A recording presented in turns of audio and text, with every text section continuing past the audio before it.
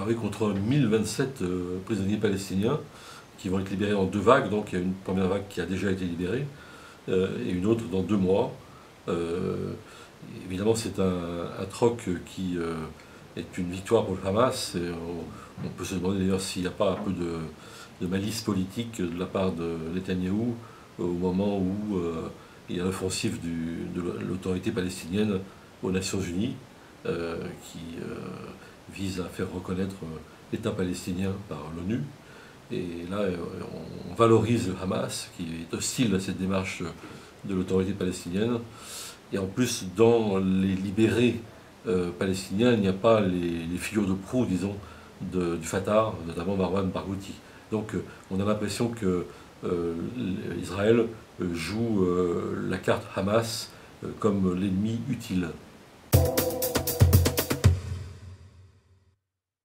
Oui, alors cette libération de Gilad Shalit met en évidence une nouvelle fois la différence de traitement entre le jeune soldat israélien qui pourtant était dans une situation de guerre. On a parlé d'otages.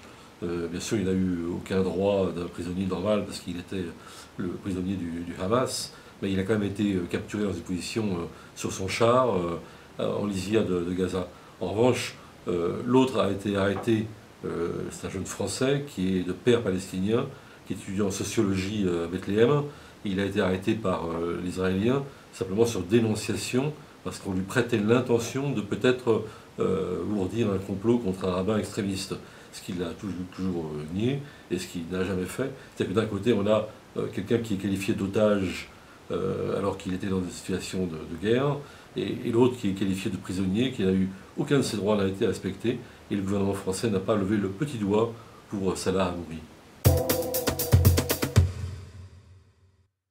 Précisément, il raisonne de façon complètement asymétrique, et ça nous renvoie à une façon de voir les choses tout à fait coloniale, de la part en particulier des autorités françaises.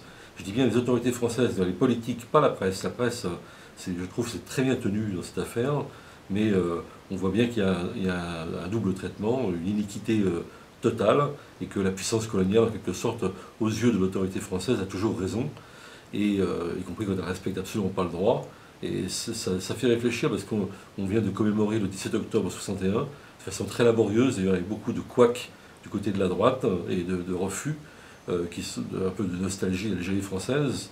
Mais justement, la question coloniale, c'est pas simplement une question de mémoire et de commémoration, c'est aujourd'hui prendre position souvent, et même beaucoup plus souvent, contre la façon de procéder d'Israël qui pratique l'une des dernières colonisations de la planète.